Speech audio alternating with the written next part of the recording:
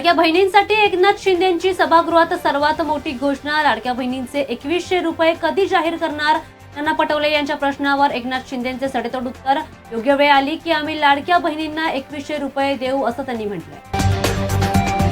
महापालिका निवडणुकांच्या तारखा येत्या सोमवार किंवा मंगळवारी जाहीर होण्याची शक्यता। पुढील आठवड्यात राज्य निवडणूक आयोगाची पत्रकार परिषद होण्याची शक्यता। ठाणेकरांसाठी महत्त्वाची बातमी, घोडबंदर रोड पुढील 3 दिवस बंद राहणार। रस्त्याच्या दुरुस्तीच्या कामामुळे 12, 13 आणि 14 डिसेंबरला जड अवजड वाहनांना बंदी घालण्यात आली आहे। प्रवाशांना पर्यायी मार्गाचा वापर करण्याचे आवाहन। पावसाळी अधिवेशनादरम्यान विधिमंडळाच्या लॉबीत राडा। भाजप आमदार गोपीचंद पडळकर आणि जितेंद्र आव्हाड यांच्या कार्यकर्त्यांमध्ये जोरदार राडा झाला। पडळकर यांचे कार्यकर्ते ऋषिकेश टकले आणि जितेंद्र आव्हाड यांचे कार्यकर्ते नितीन देशमुख यांच्यावर मोठी कारवाई होण्याची शक्यता। राज्यात गेल्या 6 वर्षात 30 लाख नागरिकांना कुत्रा चावलाय। कुत्रा चावल्यामुळे रेवीत झाला, त्यामुळे 30 जणांनी जीव गमावलाय। भटक्या कुत्र्यांवर उपाय काढण्याचे प्रयत्न सुरू।